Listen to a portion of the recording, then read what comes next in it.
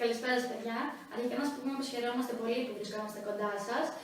Γνωρίζουμε πως βρίσκεστε στην τελευταία τάξη του Λυκείου και πως ο χρόνος σας είναι περιορισμένος. Γι' αυτό και σας ευχαριστούμε πολύ που μας δεχτήκατε στην τάξη σας.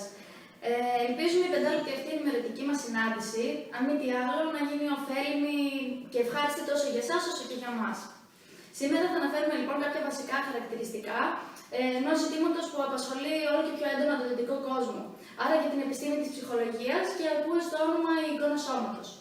Και πιο συγκεκριμένα η εικόνα σώματος στην εφηβεία, μιας και το ζήτημα αυτό της συγκρίσης ιδιαίτερων και ίσως δυσλειτουργικών συμπεριφορών παρατηρείται όλο και πιο έντονα σε νέους ανθρώπους. Μια μάλλον απαραίτητη διάκριση που θα έπρεπε να κάνουμε ξεκινώντας αυτή τη μεταξύ δύο όρων που συχνά και ταυτίζουμε, τον όρο εικόνα σώματος με την αυτοεικόνα. Η αυτοεικόνα, ως όρος που εισήγαγε ο Κουν το 1960, έχει να κάνει με την άποψη που έχει το ίδιο το άτομο για το επίπεδο της προσωπικότητας και της ψυχοσύνθεσης.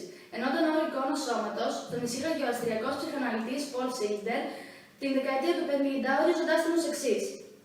Η εικόνα σώματος του ίδιου μας του σώματος που σχηματίζεται με το νου, δηλαδή ο τρόπος με τον οποίο το σώμα μας φαίνεται σε εμάς τους ίδιους.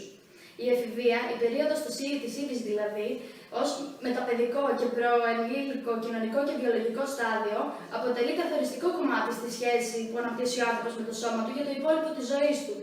Αφού κατά την περίοδο αυτή συντελούνται σημαντικές σωματικές και ορμονικές αλλαγές, τις οποίες ο άνθρωπος καλείται να διαχειριστεί μέσα από την ταυτόχρονη εσωτερική αλλαγή που βιώνει. Η εμφάνισή μας αλλάζει αισθητά, ξανασυστηνόμαστε με το σώμα μας, συνήθως αφυπνίζεται ή και πραγματοποιείται σε αυτή την περίοδο η ερωτική επιθυμία και πράξη. Ενώ ταυτόχρονα καλούμαστε μέσω μιας δικής μας αναθεωρημένης προενήλικης και εφηβικής ματιάς να χειριστούμε το γεμάτο στοιχήματα κοινωνικό περίγυρο με αυτό που συνεπάγεται. Καλησπέρα σας και από μένα. Υπάρχουν αρνητικές επιρροές στην εικόνα σώματος, όπως η κοινωνική επιρροή. Μεγάλη σημασία στη διαμόρφωση της εικόνας σώματος έχει ο βαθμός στον οποίο το σώμα συμμορφώνεται με τα πολιτισμικά ιδανικά πρότυπα ομορφιάς και σεξουαλικής ελκυστικότητας. Αυτή η επιρροή που ασκούν τα κανονιστικά πρότυπα ομορφιάς οδηγεί σε πρακτικές αναδιαμορφώσεις του σώματος όπως δίαιτα, διατροφικές συνήθειες, μόδα, μακιγιάζ και πλαστική χειρουργική.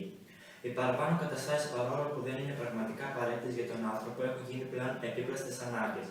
Τα ιδανικά πρότυπα ομορφιάς εισβάλλουν στο μυαλό κυρίως των γυναικών από πολύ μικρή ηλικία. Όλα τα κορίτσια του δυτικού κόσμου μεγαλώνουν με μια μπάρμπι στο χέρι. Η μπάρμπι είναι μητέρα, εργαζόμενη, ψηλή, λεπτή, με ιδανικό σώμα και μαλλιά. Έτσι λοιπόν φαντάζεται κάθε έμφυ ότι θα γίνει όταν μεγαλώσει.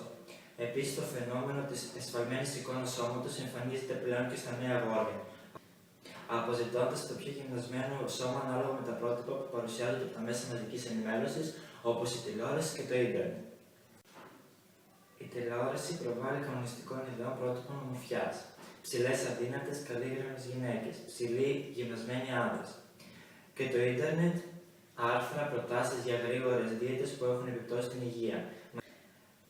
Μακιγιάζ που μεταμορφώνει αλλά δεν διαρκεί πολύ, κλινικές αδυνατίσματος και Ινστιτούτα ομορφιάς.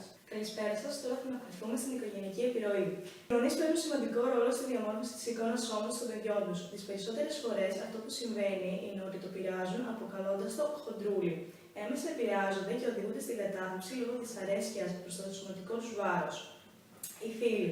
Κυρίως στην εφηβεία, η σημαντικότερη επιρροή για πάρα πολλά ζητήματα, όπως και την εμφάνισή μας, είναι ο κοινωνικός μας περίγυρος και συγκεκριμένα οι φίλοι μας. Το σχολείο είναι ο συνηθέστερος τόπος που οι έφηβοι πέφτουν θύματα λεκτικής βίας σχετικά με την εμφάνισή τους από συμμαθητές αλλά και φίλους. Γεια σας! Θα σας πω πώς μπορεί η ψυχολογία να συμβάλλει στο πρόβλημα της εσφαλμένης εικόνας σώματος. Η ψυχολογία μπορεί να συμβάλλει ενημερώνοντας τους έφηβους και τους γονείς τους για το πρόβλημα αυτό, μέσω συμβουλευτικών προγραμμάτων, συζήτηση με διατροφολόγους και συγκεκριμένους γυμναστές. Όπως έχει υποστηριχθεί από τον Τάκερ το 1983, άτομα που ασχολούνται με τη γυμναστική και αθλούνται γενικότερα δείχνουν περισσότερα σημάδια θετικής ανταπόκρισης για το σώμα τους και κατά συνέπεια για τον εαυτό τους. Δεν φτάνει όμως μόνο η ενημέρωση. Για να γίνει σωστή ενημέρωση και να βελτιωθεί αυτή η κατάσταση της υγείας μας, έχουν δημιουργηθεί κάποια προγράμματα σε συνδυασμό με σχολεία, όπου τα παιδιά και οι γονείς μπορούν να ενημερώνονται για την εικόνα σώματος και να συζητούν αυτό που τους απασχολεί με εξειδικευμένους ψυχολόγους, οι οποίοι θα τους δώσουν τις κατάλληλες λύσεις. Έτσι, αποφεύγουμε την αντιμετώπιση αυτού του προβλήματος με λάθος τρόπους λύσης, όπως είναι τα συμπληρώματα διατροφής, η χρήση αναβολικών ή καθαριτικές ουσίες. Βάσει όσων προαναφέρθηκαν και σύμφωνα με τη σωστή αντιμετώπιση του προβλήματος, η ψυχολογία μπορεί να συμβάλλει και να διευκολύνει τον έφηβο, προτείνοντας πολύ σημαντικούς τρόπους μέσα από αυτά τα προγράμματα. Σας ευχαριστούμε για τον χρόνο σας. Είμαστε σε πολύ ευχάριστη θέση που βρεθήκαμε εδώ πέρα. Ελπίζουμε η συνάντηση αυτή να ήταν ωφέλιμη και για εσάς όσο και για εμάς.